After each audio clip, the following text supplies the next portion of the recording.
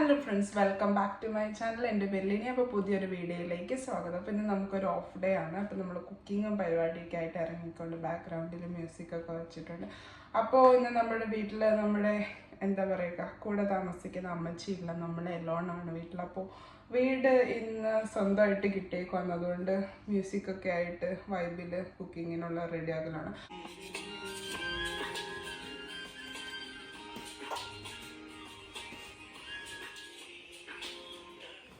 അപ്പോൾ നമ്മുടെ ബാക്കി ഫ്രിഡ്ജിലിരുന്ന സാധനങ്ങളൊക്കെ വെച്ചിട്ടൊരു തട്ടിക്കൂട്ട് കറിയൊക്കെ അങ്ങ് റെഡിയാക്കാമെന്ന് വിചാരിച്ചപ്പോൾ കുറച്ച് പൊട്ടറ്റോ ഒക്കെ ബാക്കി ഫ്രിഡ്ജിലിരിപ്പുണ്ടായിരുന്നു. അതിൻ്റെ സൈഡൊക്കെ കുറച്ച് കേടായിട്ടുണ്ടായിരുന്നു. അതൊക്കെ നമ്മൾ മുറിച്ച് കളഞ്ഞിട്ട് അതൊക്കെ സെറ്റാക്കി എടുത്തുകൊണ്ടിരിക്കുക. പിന്നെ നമ്മൾ ഫ്രോസൺ കുറച്ച് മീൻ വാങ്ങിച്ചു വെച്ചിട്ടുണ്ടായിരുന്നു. അതാണ് കുറച്ച് മുന്നേ കണ്ടത്.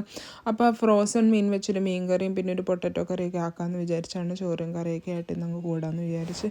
അപ്പോൾ സ്ലോ ആയിട്ടുള്ളൊരു ഡേ ആയിട്ട് പ്രത്യേകിച്ച് പരിപാടികളൊന്നും ഇല്ല. ഇനി വൈകുന്നേരം ആകുമ്പോൾ ഒന്ന് നടക്കാൻ ഇറങ്ങിയാൽ കൊള്ളാമെന്നുണ്ട്.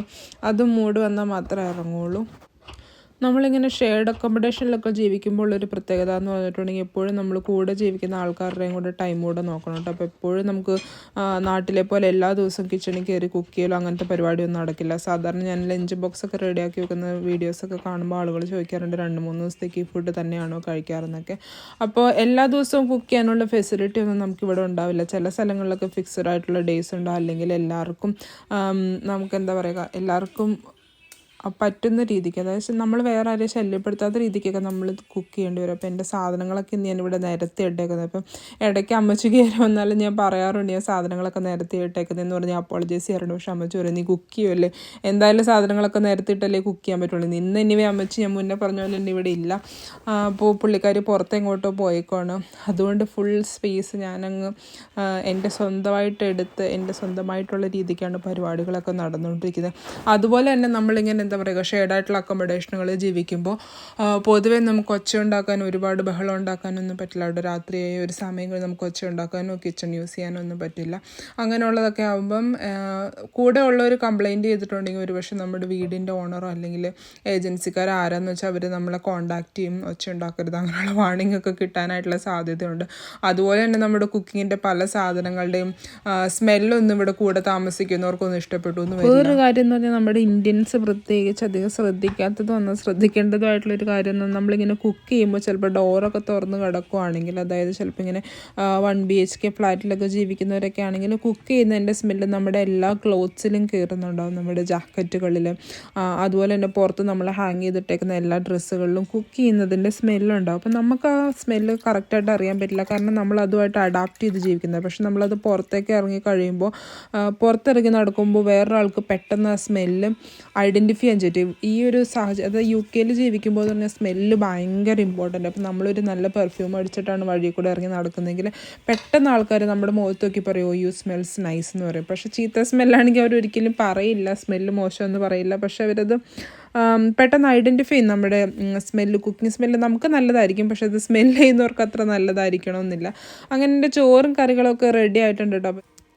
ചോറ് കഴിച്ചു കഴിഞ്ഞാൽ അടുത്ത 1-2 ദിവസത്തേക്കുള്ള പാക്കും കൂടി ചെയ്ത് വെക്കണം എന്നുണ്ട്. ഇനി എനിക്ക് അടുത്ത 5 ദിവസത്തേക്ക് കണ്ടിന്യൂസ് ഡ്യൂട്ടിയാണ് നാളെ തുടങ്ങുന്ന ഡ്യൂട്ടി. നാളെ ഒരു സൺഡേ ആണ്.